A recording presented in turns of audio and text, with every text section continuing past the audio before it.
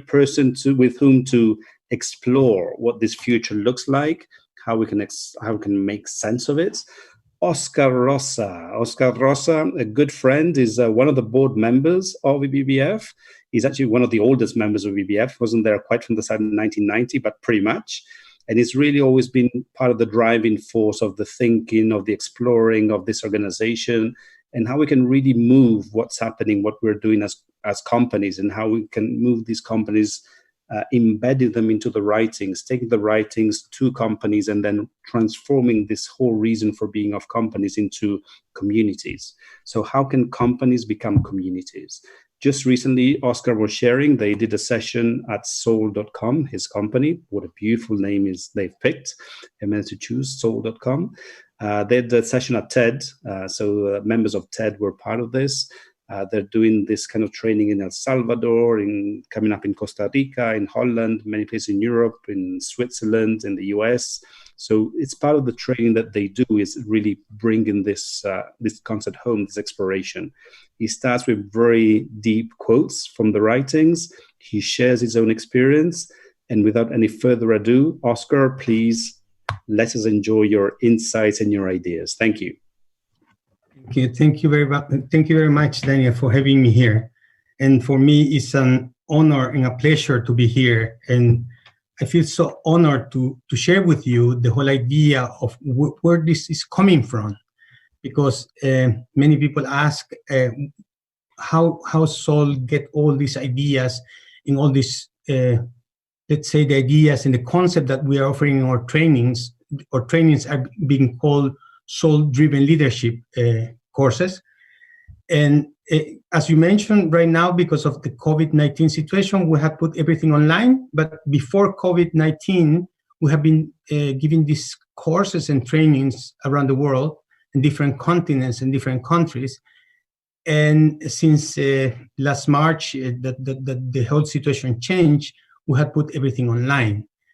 But I would like to start to tell you, just to begin this conversation, about the research I have done in the writings, and my whole idea today of sharing with you what the whole inspiration of a great part of the inspiration of Soul.com is, that is coming from the writings, is to share with all of you the idea of that the inspiration in the writings can be applied to any matter in society, to any subject that you want to apply is possible.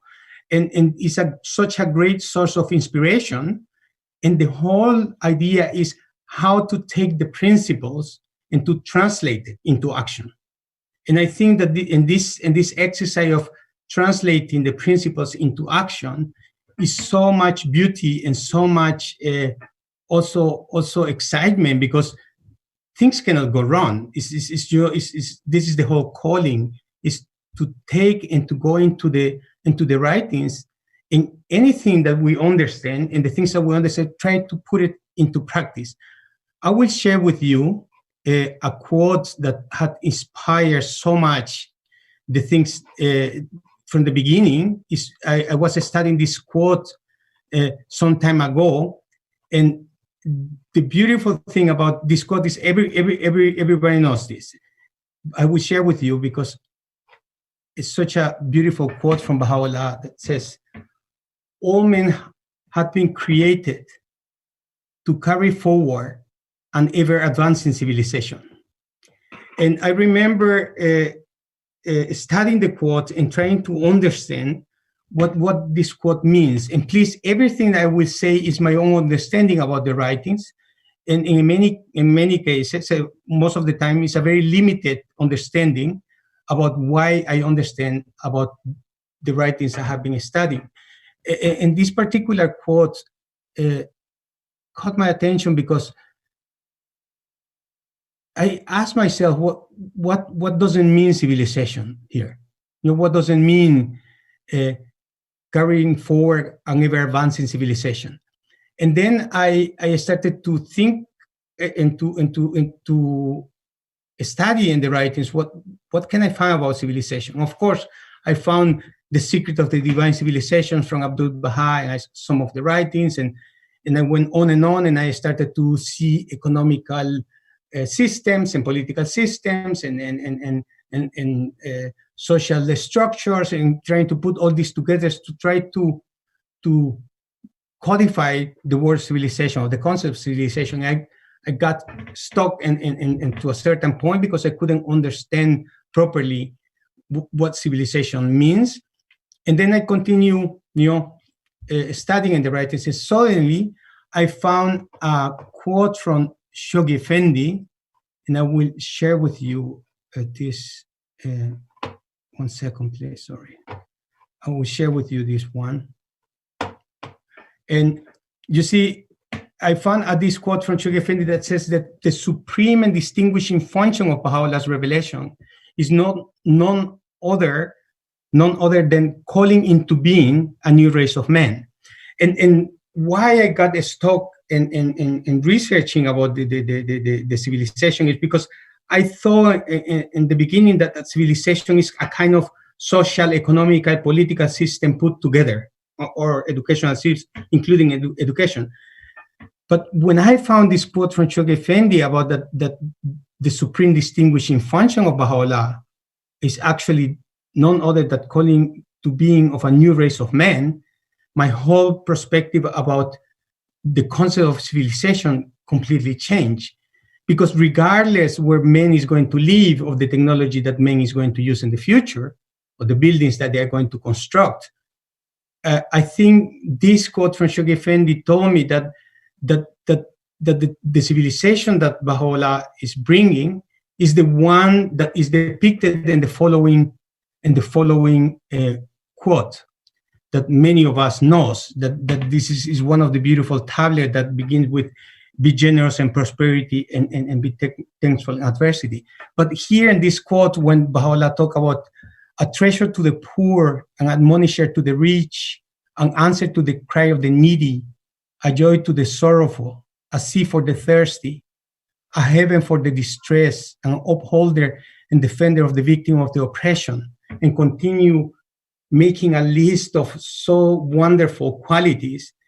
In this way, Baha'u'llah depicted this new race of men that actually is divine in nature, and therefore this new race of men that is actually depicted by these qualities is this civilization, this divine civilization that Abdul Baha talked in the book, The Secret of Divine Civilization.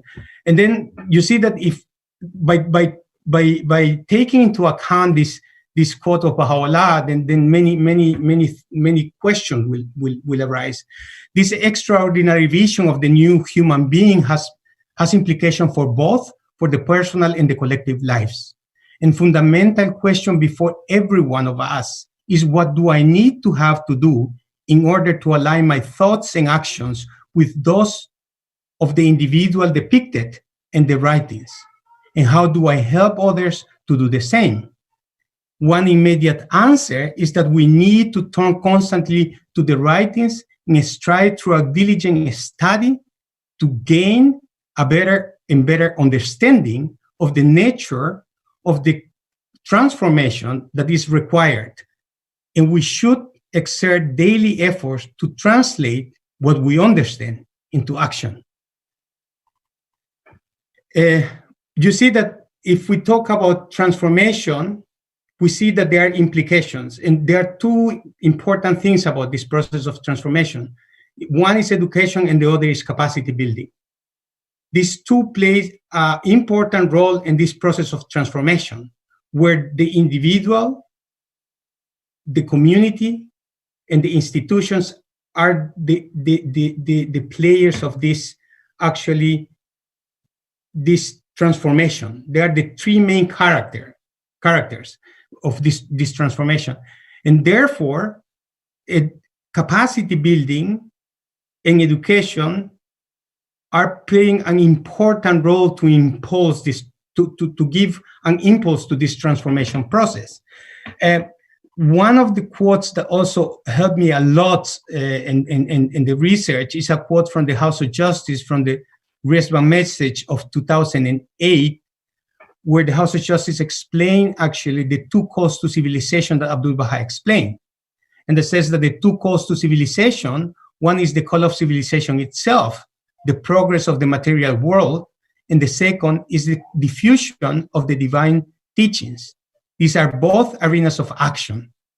You know, and the interesting thing about the whole idea of transforming companies into communities is that the attempt that we are doing is to take certain spiritual principles into action. Like, for example, one principle that is very important for the process of transformation is the power, one of the powers of the human spirit, like the power of unity, of the power of love, is the power of service. And service, if service is at the center of the organization, then the organization will have a different impact in society. The idea of transforming companies into communities is not just a beautiful sentence, but it's a reality that we try to create, of stimulate. Well, we create the spaces for universal participation. Because the idea of transforming companies into communities, in one side, is a need, because the problems that we are facing right now in society, inside of the corporation, of the companies, cannot be solved anymore by individuals alone. And therefore, we need to form communities that can actually become the answer to the questions and the problems that we need to solve. And on the other hand, communities are a sign of maturity, because we cannot be forced to be a part of a community.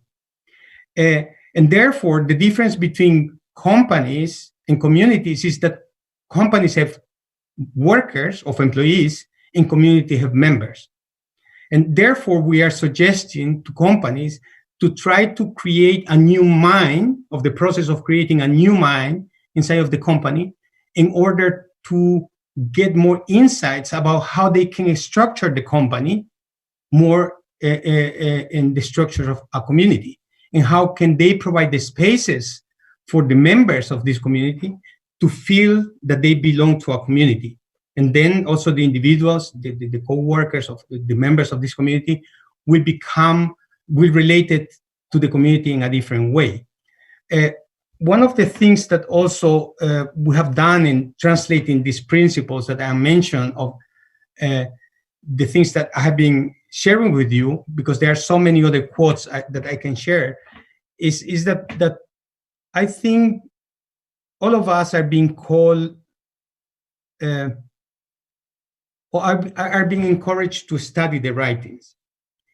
And in order to understand what we are studying, and to translate into action whatever we understand. And in this call to do this, I find beautiful, because there are not spaces for mistakes, because anything I understand is the right understanding, because it's my understanding about something. And if I translate what I'm understanding into action, and then through action, reflection, and consultation, start to learn, I can, in these different iterations, I can start to reflect and consult with others about the new actions that I need to take in order to learn from action. This is the whole idea of learning by doing. And I think at soul.com, we have been doing this for many years, because we have been doing this for the last 20 years. And I remember many years ago when we started to do this, many of the companies we presented, of the friends that we were doing this, they told us, that we are very nice people, but this will never work, because this was too soft. The language was different than the corporate language, and that communities will never work. Like companies and of companies will never transform into communities. Of their mentality will never change. But 20 years later, we see the reality right now that communities are needed, not just because of the sake of building a community. I think communities are needed because communities are the places where unity and the higher degree of harmony manifest. And therefore, I think building communities, we become unity builders. We're building unity. And I think communities are like the embryonic stage of societies that at the, with the passing of time, they would become actually a civilization. We cannot skip building communities. We cannot. It's not just one of the trends that we need to follow because it's a trend. Everyone is talking about it, and it's a fashion thing. I think building communities is an essential part of the development of humanity and requires a degree of maturity. And if I see around, perhaps because the impact of COVID-19 and the impact of other situations that are evolving in different countries right now, humanity, of many of people in society, are becoming more sensitive to many subjects that before COVID-19 were nice subjects, but really were not urgent subjects to talk about it. And one of these urgent subjects to talk about it, I think, is how we can learn to build communities. And I think in this way, we at Soul.com are trying to, in this way, to take some principles of the Baha'i faith and to translate into action. And sometimes works, sometimes doesn't work, but we are doing this for 20 years and then we have built some experience now. And we're still learning and seeing if the things work. Of sometimes take time to see how things are evolving, and we are in this right now. Yes. Fantastic. I'm inspired by so many points. This concept of community, and you bring this to companies. So right now in this webinar, I think we feel very comfortable with it. But I think we've all witnessed in our workplaces, companies, organizations, how this beautiful concept is often not so easy to actually implement and to get started. And you mentioned the power of service. Mm-hmm. Now, whilst I resonate with this, service and serving others may not be quite the first priorities in companies. So how do you address this first gap between power and service, which for many is an oxymoron? How can you actually build a bridge to start this community building? And this is just my question. And by the way, all of you that are listening, just use a Q&A to ask any questions to Oscar that you would like to pose. Yes. About your question, Daniel, about the idea of service, you know that I mentioned this very explicit, that the human spirit have different powers. I do believe that one of the powers of the human spirit is the power of unity. The power of love, the power of justice. These have been in the past, in humanity the same way. But one of these greatest power of the human spirit that is being forgotten because of whatever reason in the history, the past history, is the power of service, humble service. And I'm just to clarify, because we have done research, the word service sometimes is being viewed in a different perspective. For example, you can talk about customer service, you can talk about product service, you can talk about social service.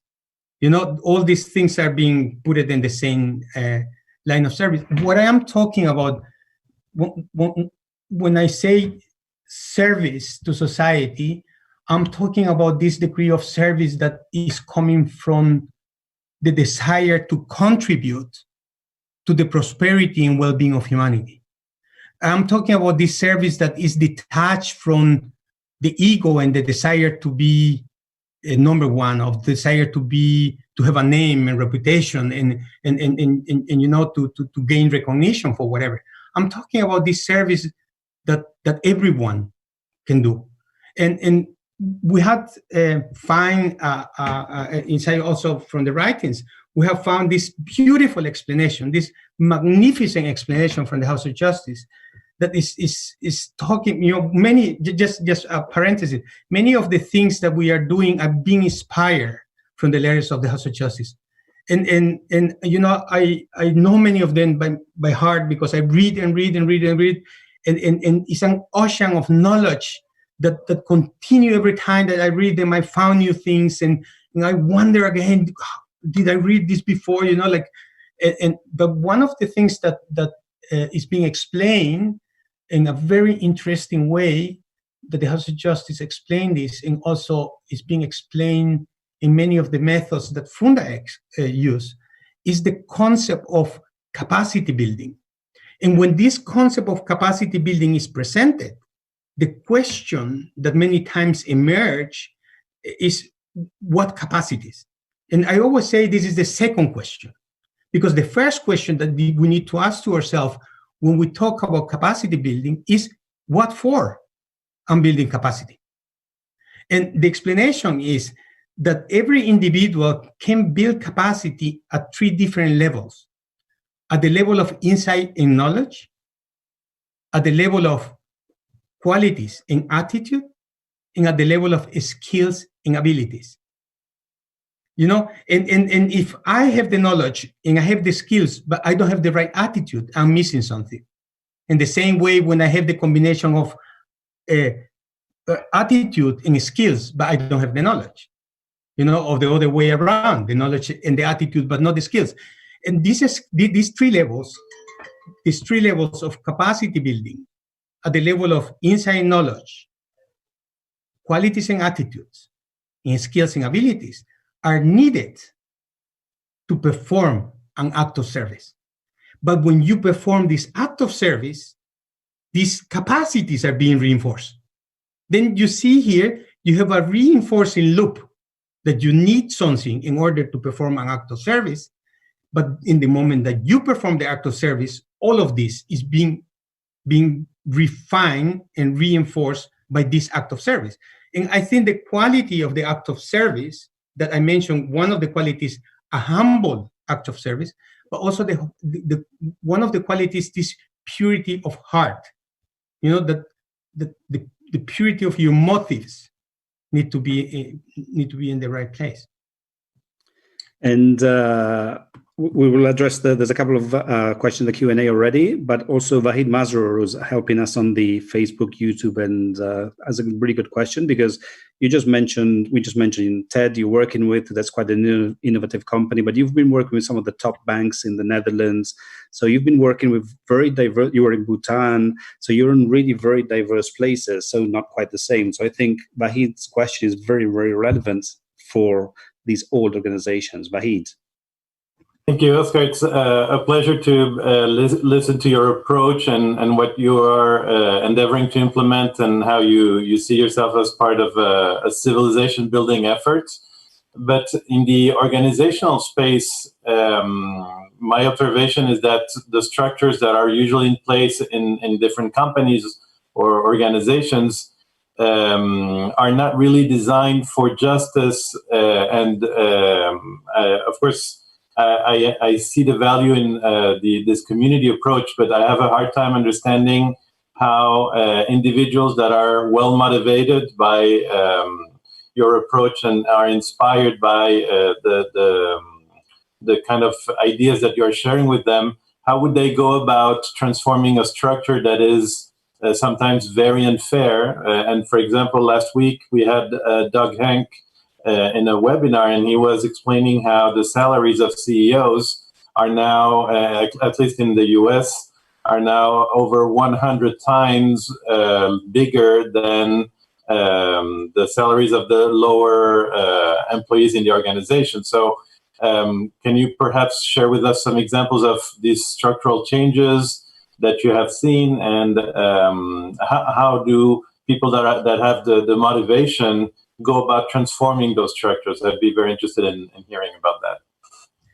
Beautiful question, Vahid. Thank you very much, because this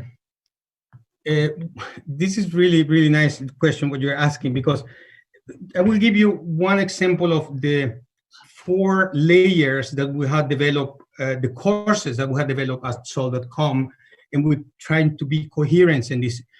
You know, I talk about these 3 players of the transformation process in society, you know, the individual, the institutions, and the community. In the first course that we have developed called Soul-Driven Leadership, the first book is about trust. And we believe that trust reshape everything. You know, in this book about trust, building relations based on trust, and becoming a trustworthy person is the basic of everything. You know, collaboration, innovation, development, everything that you want to do in a company depends on the trust that is among the participants of the players in the company. And one of the things that we have done in the first book, the first course that we developed, that is in the module of creating a new mind. Because anything, if you want to change a behavior, the first step of changing a behavior is creating a new mind.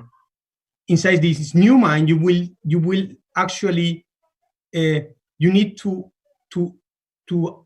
challenge your own assumptions and to create new models, new mental models, new beliefs that will create the space and will create actually the motivation for a change in behavior. But you cannot change your behavior with an old set of thinking. Okay, if you are trying to change your mind and you are changing your mind with your behavior, your capacities and your beliefs in order to behave in a different way, if you change and the people in the company start to change, because it's building a community is a process of starting with an individual, going from an individual to a core group, the core group become a group, the group become a movement, and the movement perhaps can move to the stage of a community. When this happens, when you are creating the movement and more people are acting and having meaningful conversations at work about subject that matters, and they start to see the transformation process and they start to participate in the transformation process, you see that if people are transforming and changing, they cannot function in the same old structures. Will not work. Absolutely will not work. It's like we have learned from experience that building communities can be only done from within, not from outside. And this is the reason why we don't consider ourselves as a typical consultants, that we will come and tell the people what to do, but we come and we create projects inside of the company or existing projects, and we accompany the companies we are working with in the process of transformation.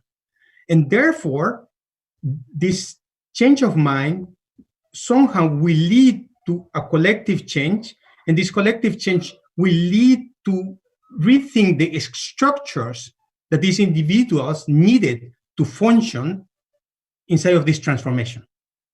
And we don't have a blueprint. If I will have a blueprint for the new structures in the companies, I will be perhaps sitting somewhere else. But I don't believe we have the blueprint, and I think no one's have the blueprint of the company of the future. I think we are building the company of the future a step at a time. Like we are taking little steps, we are taking actions, reflection upon our actions, consulting about our action, and acting again. This circle of action, reflection, and consultation that we are applying in the cluster level, we are applying also at the level of the companies to learn and to create this mode of operation that is learning by doing. And in this way, we are also building new structures inside of companies. I hope this can... There's a lot of questions coming up. So the next one is, there's one on YouTube that we're going to address in a second. Camila is already sold. Camila Alas, she says, what do I need to know or study to work with Soul.com? And I think the broader question is not just Soul.com, but how do you prepare for working in an organization like Soul.com? Yeah, thank you very much. Beautiful question. We have been, Daniel, I think I told you about this program we have done in Latin America about meaningful conversations, that we have in 8 weeks' time 1,000 students of universities across El Salvador and Honduras having meaningful conversations about hope. And we have different programs at Soul.com where people can can come and plug in. We have a program called Agents of Change. That's a very easy program to follow with a group of people who gather around a subject, and they have a certain subjects, a certain amounts of subject that they study, but they reflect also together in order to take these studies and reflections into action. And this called Agents of Change. This is a program that people can join very easily. The courses that we have now online, Soul-Driven Leadership courses, Course 1, Trust. Course 2 is Hope, Unlocking the Will to Act. The Course 3 is about solidarity, and the course number 4 is about unity. These all their courses that people can take online. And we have also a minor that we are writing right now together with the University of Amsterdam. For the universities, we have a program called Architects of the Future. This is a university program that we have been developing with different universities in the Netherlands that we hope also are going to bring to Latin America. But you can look at the website also and see the activities that we are doing, and hopefully then we can connect through the internet. And also the Stories, the Medium channel offers a lot of really interesting insights as well. So there's a lot of things that I always explore from time to time. First, a challenging question from Rees van der Vliert. He writes, how do you look at companies whose business and or business model is no longer needed in advancing civilization, in the concept envisioned by Baha'u'llah of advancing civilization building? What if they're obsolete? How do we deal with them? How do we look at them? Okay, can I share one beautiful, because I heard the word obsolete. I will share one thought that I wanted to share almost at the end of the presentation, but I don't really have to share with you some of the thoughts. We use this one also many times. Can you still hear me, Daniel? Yeah. Because I hope my internet is not unstable, because I'm in the middle of nowhere, close to the German border, and at the summer school, and Groesbeek and the port. Can you see the quote I'm showing right now? It's a quote that we use in our trainings, and one of our courses is from Richard Buckminster Fuller. And many people know this quote: you can never change reality by fighting the existing systems. Instead, make new models that make the old ones obsolete. And the question about, if companies, can you repeat the question about if companies can... If their business model does not advance civilization, if it's not building civilization as Baha'u'llah says, what do we do with them? Is there hope? Is there something we can do? These are old business model, obsolete companies. Yeah, absolutely. I think, I believe that between whatever we call old and whatever we call new, because it's very easy to call old and new, like old economy, new economy, old way of thinking, new way of thinking, old world, new world, between this old and the new is a transition. We cannot change the economy overnight. We cannot close, for example, all the fabric that create weapons from one night to another, because will destroy completely the economy, or I don't know. It's too difficult to close all the companies that we think that are not serving humanity, and then to create a new economy during the weekend. I think it's a period of transition in all of this, and in this period of transition, we need to learn as individuals, but also as a collective, to learn to identify, for example, what are the things that we are not going to use anymore inside of the economy, of politics, of education, of social structures, that we are not going to use anymore, and what are the things that are going to use from the old model that is still useful for a new model, and what are the new things that we are going to construct. What are the things about the culture that we want to take into the future that we are going to encourage? And what are the things of the culture that we are going to discourage? And what are the things, the new things about a new culture that will emerge that we don't know exactly? what is going to emerge. I'm talking about a world culture, a culture that is different. But for economy, will be the same. We need to stop doing things about the economy that are harming humanity and the environment. But we take things that we know, like we cannot throw everything to the garbage. It's like I remember that I learned to read and write when I was a child, but the fact that I learned this when I was a child doesn't mean that I need to throw it away now because this was my childhood. I need this also as an adult, but I learned it when I was as a child. You see, there are things that you need to take with you. You're not, but my fantasy as a child, you're living in a world of fantasies and fairy tales. I don't take it as an adult. That was needed when I was a child. Somebody told me a story before going to bed, to sleep well and to wake up the next morning dreaming about this beautiful story.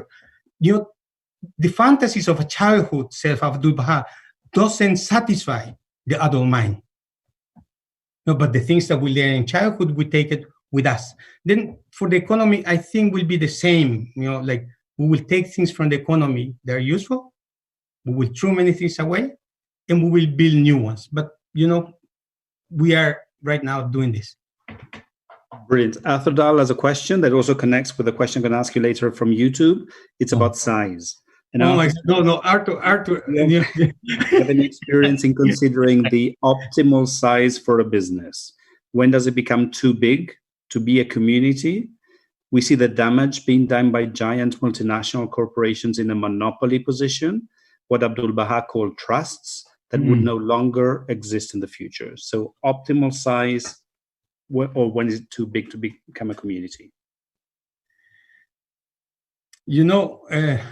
This is a very difficult question. It's an extremely difficult question. But at the same time, the question that Arthur is asking is a question that deserves research. It's not easy to answer. It deserves research because the size of something, if we are talking about organic growth, for example, we never seen that the branches of the tree are bigger than the trunk of the tree because we fall. In the nature, things are in proportion. But when we are talking about the proportion of the corporation, of the size of the corporation, it's quite difficult to measure in the sense of according to what is actually the purpose of this organization. For example, I know that the Red Cross is also an organization with 60 million people working for them. 16 or 70 million, so like the population of Holland working for the Red Cross with the volunteers and all that. How we can size the Red Cross? If catastrophes happen, or if nothing is happening, then do we need an organization with 60 million people? But the corporation, the question from Arthur is about the corporation. Is a difficult question because depending of the goal of the organization, the size can be measured. But the thing I really believe is that when we talk about corporation and we talk about growth, we talk always about unlimited growth. You can grow until, we say the sky is the limit, things like that. And I think in this concept of growing, if growth is not placed inside of the concept of progress, then growth doesn't make any sense. And this is the reason why companies grow to the size they are and doesn't make any sense at this moment, the size of the company. But the exact answer to the question about the size of the corporation, I think corporation will become agile in the sense of the size will be more flexible that in ways that they can move, even splitting to size are more reasonable. You know that in the nature, things grow until they can multiply. They don't continue growing and growing and growing. When they come to a point of maturity, they multiply. Then growth also stops to a certain point. And there's actually Afshin Rauf on YouTube asks a similar question. And he mentions, companies, mega companies like Apple or Microsoft, they would claim that they have created communities, that they are the creators of communities. So how would their vision of a community fit with the vision of the community that you're offering today? Yes. One of the things in our courses is that we don't have a definition of community. And sounds really weird that we are talking about communities, but we don't have a definition of a community. Why we decided to do this is because what we create during the courses is actually the space in order to create concepts or to conceptualize something.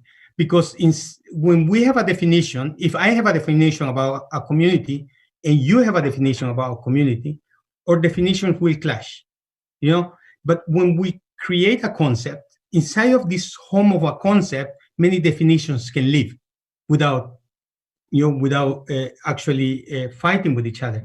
And I think the definition, not the definition, but the conceptualization about community that we have, if you allow me to read for you, because I have in front of me, I can share with you actually some of the points that we mentioned about community. And this is being taken from the Resva message of, can I share with you the page that then you can see it with me? If you, this is coming from the Resva message of 1996 and says the following: the community as a distinctive from the individual believer and the institutions has its own life and dynamics. The community is more than the sum of its membership, and it generates its own forces and moves according to a common will. It is a comprehensive unit of civilization composed of individual families and institutions that are originators and encouragers of systems, agencies, and organizations working together with a common purpose for the welfare of people both within and beyond its own borders. It is a composition of a diverse interacting participants that are achieving unity in an unremitting quest for spiritual and social progress. And what I love about this definition, this conceptualization of community, Daniel, I have done a research. There are around 60 different definitions about community. Among them, I have clustered them. There will be around perhaps 16 of 18 proper definitions of communities, and most of them, they define what a community was. Some of them define what a community is. But this definition of this concept try to define what a community can be. And this is the marvelous thing about this explanation of the House of Justice, that says that actually the community is the place where human powers multiply and appear, where humans can flourish, and give actually a kind of vision into the future of the potentiality of what a community can be. And yeah, there are many companies who pretend that they have built communities. And I said, I don't believe that Facebook is a community. I believe that Facebook is a platform. But if you think that a platform is a community, I think we need to have a different conversation. Because I don't see Facebook as a community. I see it as a platform. Absolutely. And hopefully your definition of community answers Camila Kruger's question, which is, can you describe in more detail what a community looks like? The next question comes from, hopefully you're happy with that, Camila, Nabil. Nabil connects to one of, I'm going to copy paste here in the chat, one of EBS core values of human nobility. And Nabil asks, can we assume purity of heart and nobility, given that what we observe is actually a bit different? And this is the power plays that he mentions in politics, in corporate life. Can we still assume there is nobility there? I mean, what do you observe? Do you see anything that's pure and noble in what you see around corporations politics? You know, I know one thing is that the first hidden word begin with possess a pure and radiant heart. You know, a pure heart is the first requirement. You know, that in the writings, you know, that Baha'u'llah put in this beautiful mystical essence of mysticism from the past and the future, that is hidden words. He begin with this hidden word about the purity of heart. And there is a difference between purity of heart and purity of motives. You know, purity of heart cannot, I think it's very hard to detect. I think we cannot say, I don't believe you have a pure heart. You can say only for yourself. I think nobody have a detector of pure hearts. You know, then can you measure? Oh, you are 6 in my detection, in the scale of 0 to 10. I think this God is the only one who can detect the purity of the heart of the people or not. But purity of motives is something different. You know, and some people who are well developed in the spiritual capacities, they can detect this easily. I cannot detect the purity of motive, to be honest. I am working on it until my last breath, and I think I don't have the capacity to do that. And I don't know, I hope, and I believe, and I trust that most of the people have pure motives and pure heart. And you know, but if your words do not match your actions, you know what you can say. And it's not about judging people. The thing about trustworthiness and trust and purity of heart and purity of motive, I think there are things this you need to take to account yourself every day, you know, in the morning and in the evening. But taking others into account is not my business. I think it's God's business. And I don't know exactly if people are really telling the truth. No, sometimes you can feel that people are, you know, just marketing of just, you know, mentioning words because they want to look nice. But I don't know about the motives of others. I know only about my motives, and I hope that my motives are good enough. And I go to the last of there's more questions, but the last one that was mentioned was from Shalas T, which connects with what you're saying, is from your experience, Oscar, you know, you walk into companies, you walk into conversations, you walked into university, you walk in a number of places, and how do you change the mindsets of the people that still have this old capitalist concept to actually accept and embrace this new sense of community, of power, of service, of unity, of the beauty of serving and building this new civilization? So Shala and a number of us are actually very interested in, you know, practically what kind of conversation do you hold, what kind of tone and so forth.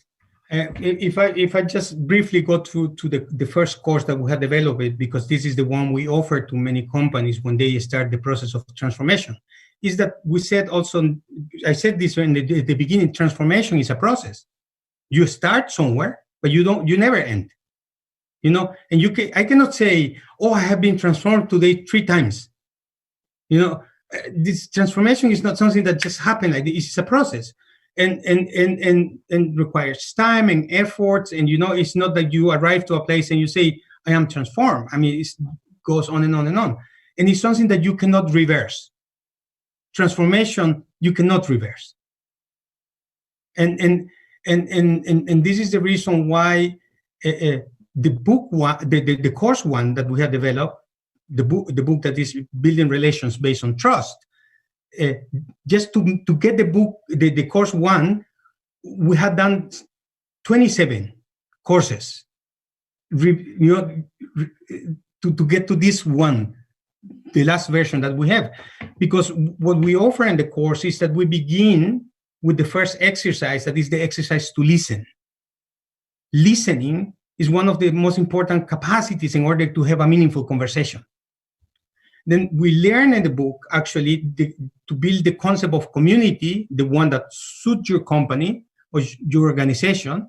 And then we move into the concept of actually learning many of these beautiful qualities about trust, trustworthiness, truth, and justice in order to start to perform actions that are aligned with certain principles and values that you agree with upon. And then we move from this concept of justice, the concept of trustworthiness, the concept of trust. Then we move into meaningful conversations. Then we actually learn together with the group how to identify subjects that we are going to use for meaningful conversations inside of the company, and perhaps the participants will take it also at home, because meaningful conversations are the seeds that we are planting in our hearts in the hope that the seeds will germinate one day and will become trees that will bear meaningful action. Meaningful conversations will not change humanity. Words doesn't change nothing. That we must adorn with deeds, with words. Is the recommendation in the hidden words. Then therefore, the meaningful conversations are important because they are the seeds of meaningful action. Then what will change the reality of companies are the action and not the words. But we need to start with words in conversations in order to change the actions. And if you compare meaningful conversations, Daniel, just a remark that meaningful conversations are like the seeds actually also from the social discourse. They grow into social discourse. Like meaningful action in a company or in the setting of the family can grow into social action. And there's a mutual trust. So David Mehem is not quite a question, but it's actually a really nice statement that he mentioned. He says, "You have shown us very clearly that there's plenty of opportunities for us on a daily basis to render service to all those that come into contact with us. Absolutely. Not just in our professional lives, but also in our private lives. And we should not hesitate to assist others while uplifting ourselves." And I like this combination, assist others while uplifting ourselves, onto a higher plane of understanding based on mutual trust. So whilst there's no question there, this mutual trust concept, which I see as something pretty pivotal in order to create communities. So it's not just I trust you, it's mutual trust. Can you share some experiences of how this mutual trust was gained in some of your courses, companies, experience, and so forth? Yes. We have one funny model that we show that is called the ABC of relations. It's a funny thing, it's just, and we always mention all the models, most of the models are wrong. Some models are useful. And this is the reason why we said the models that we have, they cannot contain reality. They cannot represent reality. This is an attempt to express something that is very abstract, and then you use a model to make it tangible. But models, you can throw it to the garbage. The whole idea of the model is that if the model gives you insight to new thoughts and new ideas, it's a good model. But you cannot say, okay, this is the truth. This model is absolute the truth. But the model that we present is this model that we said, if somebody take an action and somebody else will perceive this action, and the perception of this one who is perceiving the action that you are doing will be a kind of belief about who you are, because you perceive the action of the other, whatever action that is. Then you create a belief in the minds and the hearts of the other, the one who is perceiving this action. And then you can communicate the action. And if you communicate the action and your communication and your actions are not aligned, then this will be a disruption in the mind of the one who is perceiving, because I am saying this and I'm doing that. And you see that you need to just pick up the news every day to see the reality of the world, economy, politics, social structures, sports, education, whatever. And then you see that also we don't know what we eat. That the companies that suppose feed us are making us sick, and the companies that should cure us are just keeping us alive. This is the reality. And then we don't trust governments and we don't trust companies, all of them, we are distrusting each other. Look, many people are talking about the COVID-19 is not a health crisis, but it's a trust crisis. It's a unity crisis. It's a value crisis, all this stuff. But if we go back to this idea of mutual trust, that is not one way, but it's mutual, it's reciprocal, but everything begins by me. if I see you as a friend, if I develop the eyes to see you as a friend, you will become a friend. But if I see you as a foreigner, you will be always a foreigner. And then the thing about the trust begin by me. It's not, you see, it's too easy to say, I know why I don't trust you. But it's very difficult to say, Oscar, what do you need to do every day in your character to become a recipient of the trust of others? This is more difficult. And this is the reason why it's easy to ask others, trust me, but sometimes it's like, I need to trust others. I need to give the first step in order to gain the trust of others. But how can I expect that others will trust me if I'm constantly lying, if I'm constantly saying things that I don't do, or if I do things that I don't say, all these kind of things. I think everything begins by me taking the first step and trying to become a source, a recipient of the trust of others. Then the others will, this reciprocal situation will appear, but expecting to other, it's like COVID-19. If you read in the newspapers, everyone expects that somebody else will change. I hope then when I come out of the how you call the lockdowns, the world will be changed. Like by magic. My neighbors will change. My boss will be a nice guy. The driver will be a better person. The taxi chauffeur will be honest. Whatever we want that others change, is always the other need to change. I think everything begins by me. And connected with this concept of relationship, Vahid has another question about the difference between accompanying somebody and coaching somebody. Because as we create communities, we need to see how do we make this happen. Can you share briefly about these two concepts and how they differ? I think if we see it in the perspective of the writings, I think Resban Message 2010, almost at the end of the Resban Message, is a paragraph about accompaniment, but also the message of the House of Justice to the consulars in December 2010. I think it's 28th of December, if I'm quoting right. There's also their explanation about the concept of accompaniment, because and it's also being explained in a beautiful way by different speakers. This concept, not different speakers or different consulars and members of the House of Justice, because it's very easy to use the word accompaniment, but when we refer into accompaniment about the nature of the accompaniment that we are talking about in the faith, it's not the relation between the master and the apprentice. It's not the relation between the teacher and the student. It's not the relation between the manager and the co-worker. It's a relation characterized by love, compassion, generosity, justice, friendship, and these are, all of these are spiritual qualities. And if we cannot say to others, okay, I will accompany you. The accompaniment is not this, I will accompany you.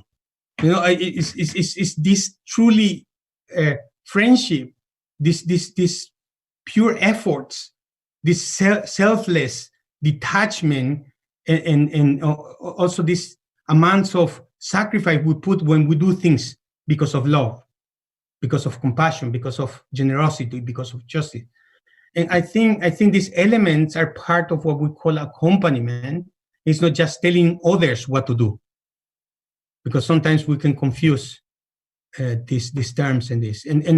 But accompanying others in the setting of professional services, I think it's not the difference between accompanying others and the setting of the cluster level and taking the Baha'i activities. The coherence of private life, social life, and community life is one. I don't see the difference between these two. Amazing. Time just flew by. The hour just went away. And there's something that I always notice in you, Oscar. That is something about the inevitability of things happening. You don't seem to worry about making things happen. You seem to be very present in just doing it, in just growing. This growth that you were mentioning, this growth, personal growth circle that creates service, that creates change. there's a serenity around you that is just obviously comes from the writing, comes from the fact that you're a Baha'i and so forth. But it just hits me in this hour that we spend together just to see that the wisdom and the serenity that comes from this, that things will work out, things will happen. So thank you very much for that. Just a reminder, next Saturday we have the last of these EBBF Wilmette webinars. Wilmette will go on forever, but the EBBF Wilmette angle will be finishing next Saturday. And we're finishing with Rhonda Gossen. So Rhonda has been an expert. She's been working in Bangladesh with the Rohingyas. She's been working in Nigeria. She's been working in all the most difficult places. And she has a really fascinating story expression to share about how these humanitarian organizations can really develop and adapt to the new needs of this global 21st century. So I just posted the link on the sharing there. Is there a last word you want to finish with, Oscar? Yes. Sure. The thing that really motivated me, and thank you, Daniel, thank you very much for having me here and allow me to use 1 hour of the time of the friends to share my experience. The aim of the hope I had by being here is that to share with the friends the importance of studying the writings, because every human being, this quote from Baha'u'llah, all men has been created. All men has been created to carry forward an ever advancing civilization. Doesn't leave no one outside. Everyone can contribute. Everyone must contribute. It's an inclusive quote, and it's such a truth, But it's not just a beautiful poem of Baha'u'llah. It's absolute truth. And my motivation was to share with the friends that anything that they are doing, because many of us are doing the same, anything that they are doing, if they base the trust in the writings and they seek the guidance and to do things under the light of the writings, anything you will do, you will succeed in whatever you are doing. I am absolutely confident about this because there are no magic tricks, there are not shortcuts. Just use the writings, put it in practice, and nothing can go wrong. Beautiful. Thank you very much, Oscar. Thank you very much for all of you for listening and interacting, and look forward to seeing you next Saturday. Thank you. Thank you very much. Bye-bye.